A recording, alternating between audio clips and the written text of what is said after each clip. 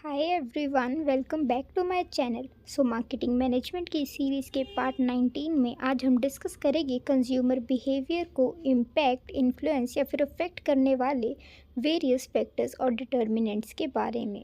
तो चलिए बिना टाइम वेस्ट करे हमारी वीडियो को शुरू करते हैं और समझते हैं कि ऐसे कौन कौन से फैक्टर्स या फिर डिटर्मिनेंट्स होते हैं जो कि हमारे कंज्यूमर बिहेवियर को इन्फ्लुएंस करते हैं directly as well as indirectly. तो फैक्टर्स अफेक्टिंग समझने से पहले हमारे लिए ज़रूरी है कंज्यूमर बिहेवियर के बारे में जानना। इससे पहले भी मैंने कंज्यूमर बिहेवियर के ऊपर डिटेल्ड वीडियो अपने चैनल पे अपलोड की है। जिन लोगों ने वो वीडियो अभी तक नहीं देखी है वो डिस्क्रिप्शन में दिए गए प्लेलिस्ट के लिंक के थ्रू उस वीडियो को रेफ़र कर सकते हैं। पर जिन लोगों ने अभी तक वो वीडियो नहीं देखी उनकी अंडरस्टैंडिंग के लिए यहाँ पर मैं कंज्यूमर बिहेवियर को ब्रीफ में एक्सप्लेन कर देती हूँ, ताकि आप सबको एक ओवरव्यू मिल जाए कि एक्चुअल में जो कंज्यूमर बिहेवियर होता है वो होता क्या है। अगर हम कंज्यूमर बिहेवियर की बात करते हैं तो ये एक स्टडी या फिर रिसर्च होती है जो कि नॉलेजेबल पर्सन्स कंडक्ट करते हैं, जहाँ पर वो वेरियस इंडिविजुअल्स या फिर ग्रुप ऑफ इंडिविजुअल्स को स्टडी करते हैं जब भी वो किसी भी प्रोडक्ट, सर्विस, आइडिया, एक्सपीरियंस को सिलेक्ट करते हैं, परचेज करते हैं, उसको यूज़ करने से लेके उसके डिस्पोजल तक के सारे प्रोसेसेस को स्टडी करते हैं। ये जो स्टडी होती है वो उन प्रोडक्ट एंड सर्विसेज की होती है जो कि एक कस्टमर परचेज करता है ताकि वो अपने नीड्स एंड वांट्स को सेटिस्फाई कर सके। जो कंज्यूमर बिहेवियर है वो एक कंज्यूमर ओरिएंटेड स्टडी या फिर अप्रोच है, जहाँ पर जो रिसर्चर्स होते हैं वो कंज्यूमर्स के माइंड सेट्स या फिर उनके एक्शंस को स्टडी करते हैं। ये जो स्टडी होती है वो ट्रेंड पर्सोनल के द्वारा होती है जो कि काफ़ी ही ज़्यादा स्ट्रॉन्ग नॉलेज रखते हैं ह्यूमन साइकोलॉजी के बारे में। इसके बाद अगर हम डिटर्मिनेंट्स या फिर फैक्टर्स अफेक्टिंग कंज्यूमर बिहेवियर के बारे में समझते हैं तो हमारे पास मेजरली 4 फैक्टर्स होते हैं जो कि हमारे ह्यूमन नेचर को इम्पैक्ट या फिर अफेक्ट करते हैं। तो सबसे पहले होते हैं cultural, social, personal and then at last psychological factors. तो चलिए अब हम बारी बारी समझते हैं इन चारों फैक्टर्स के बारे में और इनको डिटेल में डिस्कस करते हैं कि एक्चुअल में ये चारों फैक्टर्स और इनके आगे जो हमारे सब फैक्टर्स हैं वो होते क्या हैं। Starting with our very first factor influencing the consumer behaviour, that is cultural factors. तो जो कल्चर फैक्टर्स होते हैं वो ऐसे फैक्टर्स होते हैं जो कि एक ह्यूमन के अंदर अपने कल्चर या फिर सोसाइटी जिसके अंदर वो रहता है उससे आते हैं।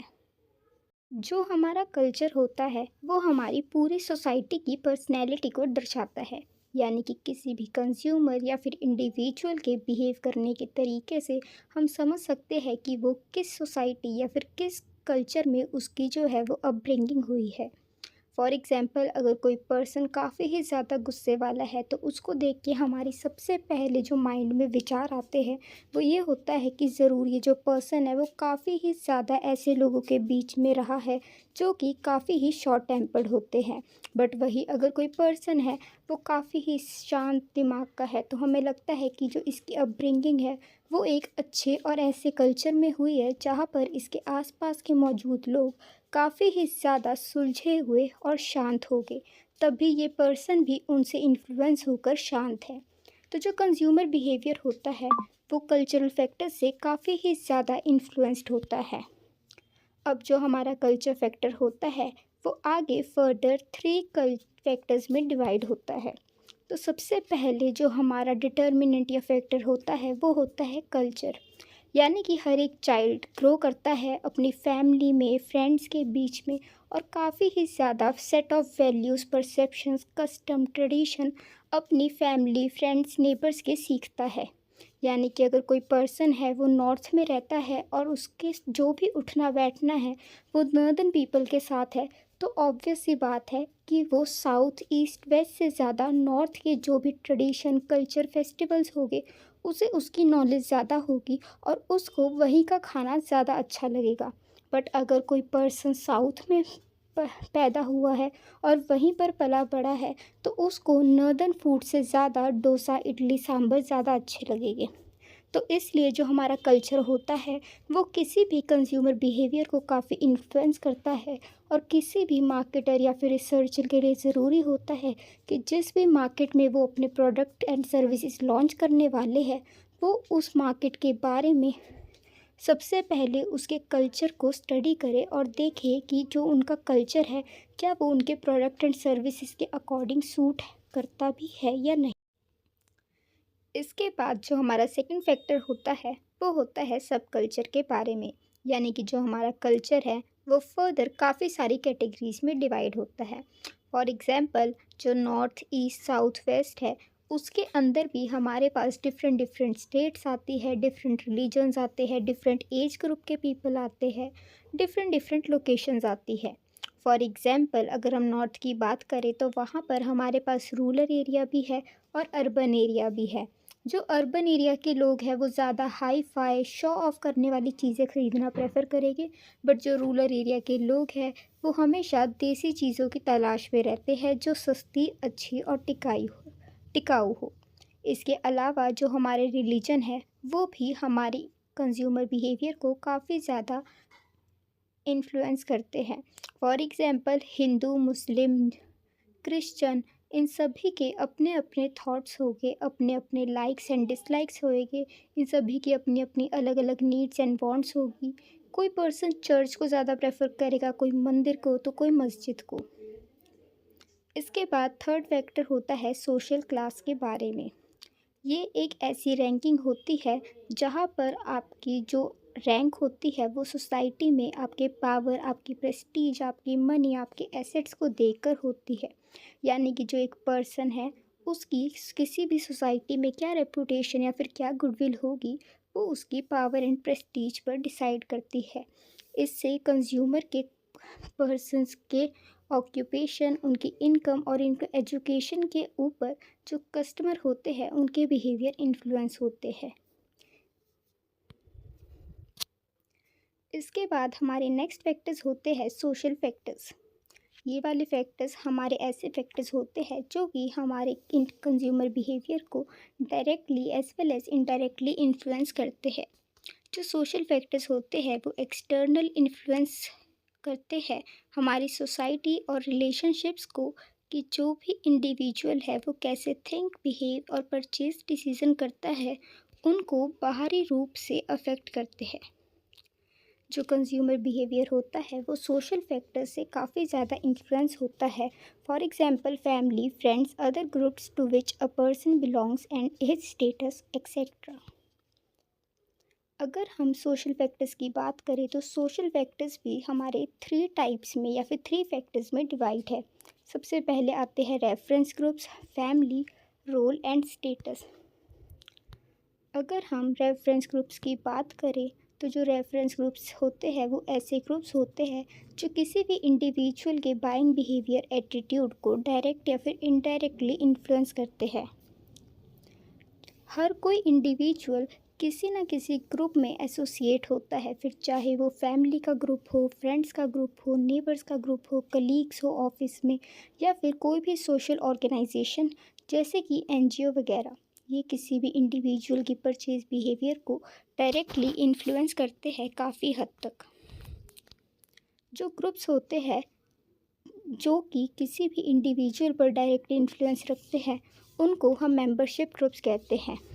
अब जो हमारे मेंबरशिप ग्रुप्स होते हैं वो फर्दर टू टाइप्स के हो सकते हैं। फॉर एग्जांपल प्राइमरी ग्रुप जो कि सबसे ज़्यादा नज़दीक होते हैं किसी भी इंडिविजुअल के, यानी कि फैमिली, फ्रेंड्स, कलीग्स, जिनके साथ उनका रोज़ाना उठना बैठना होता है। पर वहीं कुछ ग्रुप्स होते हैं सेकेंडरी ग्रुप्स। ये वाले जो ग्रुप्स होते हैं वो इंडिविजुअल को डायरेक्टली रिलेट नहीं करते, बट क्योंकि जो इंडिविजुअल है वो out of love, expectation in groups का हिस्सा कहलाता है और इनसे इन्फ्लुएंस होता है। फॉर एग्जांपल रिलीजियस, प्रोफेशनल या फिर ट्रेड यूनियंस। यहाँ पर जो कंज्यूमर होता है वो ना चाहते हुए भी कई बार इन ग्रुप्स के सारे जो इन्फ्लुएंसेस है उनको मानने के लिए तैयार होता है।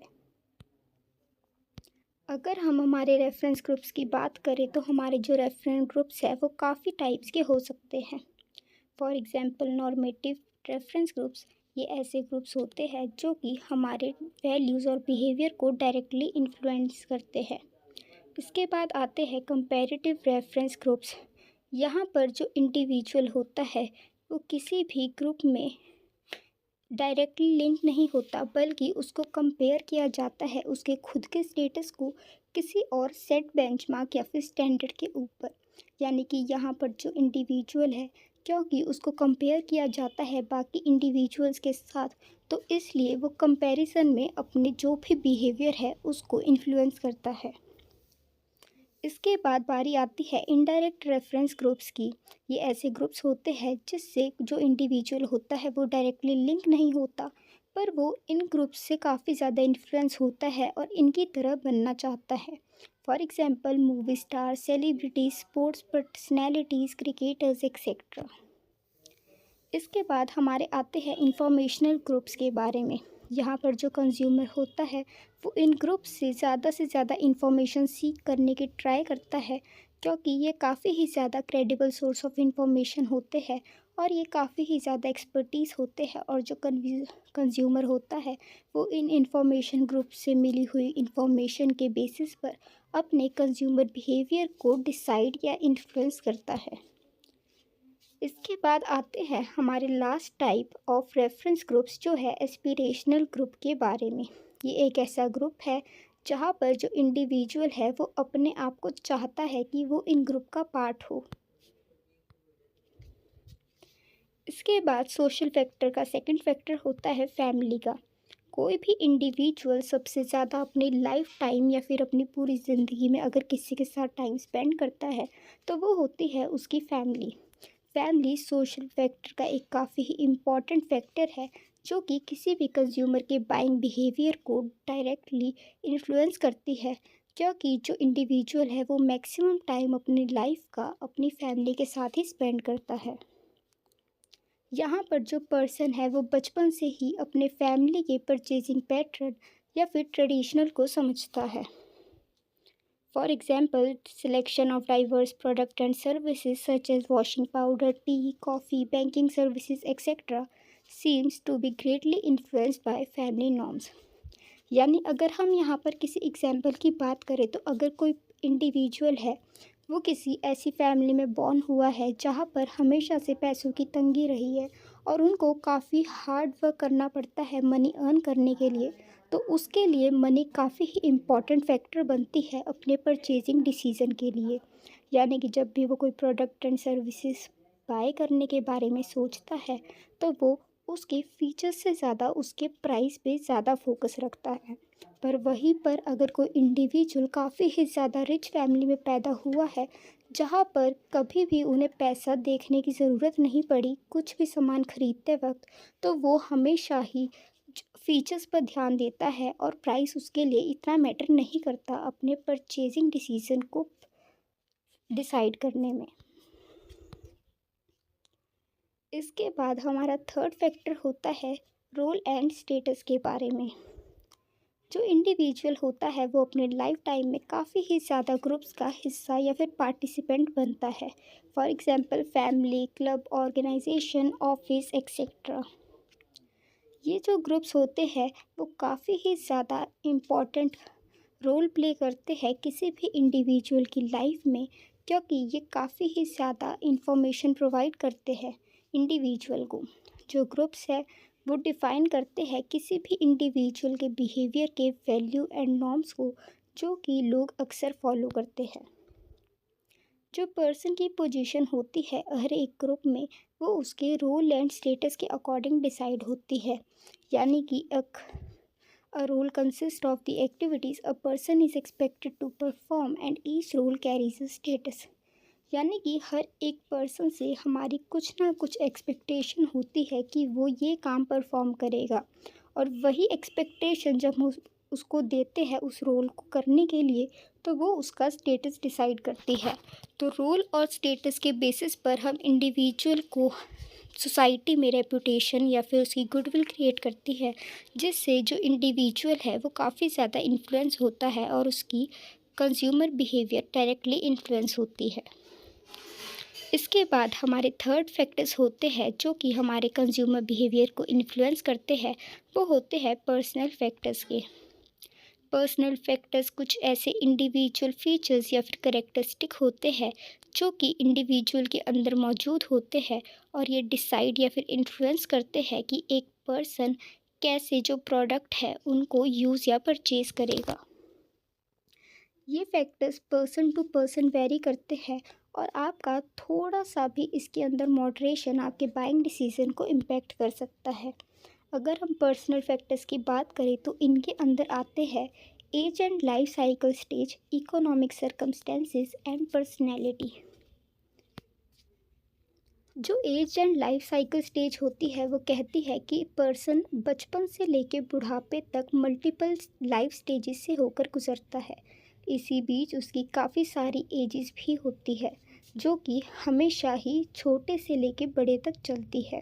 तो यहाँ पर जो पीपल की चॉइस है गुड्स एंड सर्विसेज में, वो उनकी ज़रूरतों के हिसाब से हमेशा चेंज होती रहती है।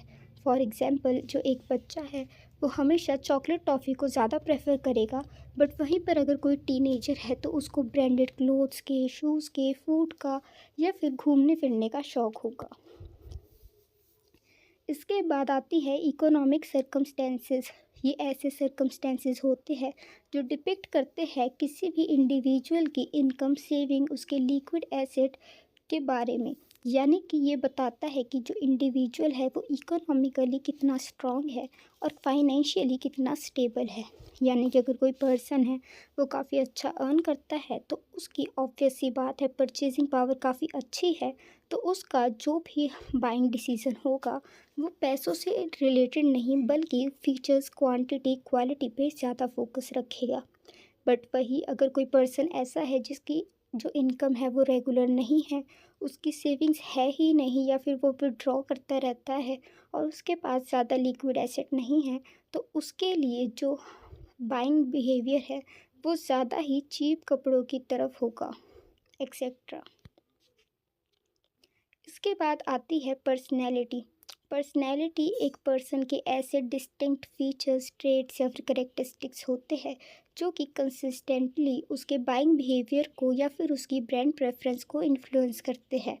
यहाँ पर हमारे पास काफ़ी ही ज़्यादा प्रोडक्ट्स होते हैं, बट हम वही चूज़ करते हैं जो हमें लगता है कि हमारी पर्सनैलिटी को सूट करे और सोसाइटी में हमारी पर्सनैलिटी को मैच करे। इसके बाद बारी आती है हमारे लास्ट फैक्टर, साइकोलॉजिकल फैक्टर्स के बारे में जो कि हमारे कंज्यूमर बिहेवियर को अफेक्ट करते हैं। जो साइकोलॉजिकल फैक्टर्स होते हैं वो ऐसे इंटरनल फैक्टर्स होते हैं जो कि किसी भी पर्सन की सोचने समझने की क्षमता होती है उसको डायरेक्टली इम्पेक्ट करते हैं, जिससे उसके बाइंग डिसीजन पर सीधा इफ़ेक्ट जाता है। जो हमारे साइकोलॉजिकल फैक्टर्स होते हैं वो इंक्लूड करते हैं कि जो एक पर्सन है वो कैसे सोचता है, कैसा फील करता है। कोई भी चीज़ देखने पर जो सबसे पहले उसके माइंड में चीज़ आती है तो वो उसको कैसे परसीव करता है, कैसे वो लर्न करता है, अपना एटीट्यूड फॉर्म करता है पर्टिकुलर प्रोडक्ट एंड सर्विसेज की तरफ। अब जो हमारे साइकोलॉजिकल फैक्टर्स है वो आगे 4 कैटेगरीज में डिवाइड है। सबसे पहले आता है मोटिवेशन, परसेप्शन, लर्निंग, किसी भी पर्सन के बिलीव्स एंड एटीट्यूड्स। अगर हम बात करते हैं मोटिवेशन के बारे में तो ये एक ऐसी ड्राइविंग फोर्स होती है जो कि इंडिविजुअल के अंदर ही प्रेजेंट होती है। यानी कि ये एक बाहरी नहीं बल्कि किसी भी इंडिविजुअल की अंदरूनी फोर्स होती है जो कि उसको फोर्स या इम्पेल करती है कि वो कोई प्रोडक्ट या सर्विस परचेज़ करे। ये ड्राइविंग फोर्स तब प्रोड्यूस होती है जब एक इंडिविजुअल काफ़ी ही ज़्यादा डिप्रेशन, एंजाइटी या फिर टेंशन की स्टेट में होता है और उसको लगता है कि उसकी कुछ ऐसी नीड्स एंड वांट्स है जो कि अनफुलफिल्ड है, और उसको फुलफ़िल करने के लिए उसको अब ये प्रोडक्ट या सर्विस ख़रीदना ही पड़ेगा। तब वो जो पर्सन होता है वो मोटिवेट होता है और फाइनली अपना जो भी प्रोडक्ट परचेज़ करने का प्रोसेस होता है, यानी कि प्रोडक्ट के बारे में जानना, उसको एनालाइज़ करना, इवेलुएट करना, डिफरेंट ऑल्टरनेटिव्स को एनालाइज़ करके फाइनल डिसीज़न करने के बाद अपने प्रोडक्ट परचेज़ डिसीज़न को समझना कि उसे अब कौन सा प्रोडक्ट या सर्विस परचेज़ करना चाहिए। इसके बाद हमारी सेकंड जो टाइप होती है वो होती है परसेप्शन की। परसेप्शन का मतलब होता है कि जब भी कोई इंडिविजुअल किसी भी इवेंट को होते हुए देखता है अपने इन्वायरमेंट में, या फिर कोई भी प्रोडक्ट या सर्विसेज को देखता है, तो उसके माइंड में उस प्रोडक्ट को लेके सबसे पहले क्या चीज़ स्ट्राइक होती है। यानी कि जो इंडिविजुअल है वो क्या परसीव करता है किसी भी प्रोडक्ट एंड सर्विसेज को देखते वक्त। जब भी वो इंडिविजुअल किसी प्रोडक्ट एंड सर्विसेज को परचेज़ करना चाहता है, तो वो पर इंडिविजुअल कैसे सेलेक्ट करता है, ऑर्गेनाइज करता है और इंटरप्रेट करता है अपने इन्वायरमेंट में हो रहे इवेंट्स को, और उनसे मीनिंगफुल इंफॉर्मेशन या फिर पिक्चर जनरेट करता है वर्ल्ड की। इसके बाद बारी आती है थर्ड पार्ट लर्निंग की। यहाँ पर एक ऐसा प्रोसेस होता है जहाँ पर जो पर्सन्स या फिर इंडिविजुअल्स होते हैं वो परचेज या कंजम्पशन नॉलेज एक्वायर करते हैं, और डिफरेंट डिफरेंट लोगों से या फिर पर्सनल एक्सपीरियंस के बेसिस पर कुछ लर्निंग्स लेते हैं, ताकि वो अपने आगे के प्रोडक्ट एंड सर्विसेज जब भी वो परचेज़ करे तो वहाँ पर इन सारी ही लर्निंग्स को अप्लाई कर सके, जिससे उनको डिसीज़न मेकिंग में हेल्प हो। फॉर एग्ज़ाम्पल, अगर कोई पर्सन है, उसने अभी एक पर्टिकुलर ब्रांड का प्रोडक्ट परचेज़ किया है, तो वो उसको यूज़ करता है और उसके यूज़ के बाद उससे पता चलता है कि जो कंपनी थी वो एक्चुअल में उसकी नीड्स एंड वांट्स को सेटिस्फाई कर पाई है या नहीं। अगर वो उसकी नीड्स एंड वांट्स को सेटिस्फाई करती है, तो जो कस्टमर होता है वो उस कंपनी के प्रोडक्ट को रीपरचेज़ करने के बारे में सोचता है।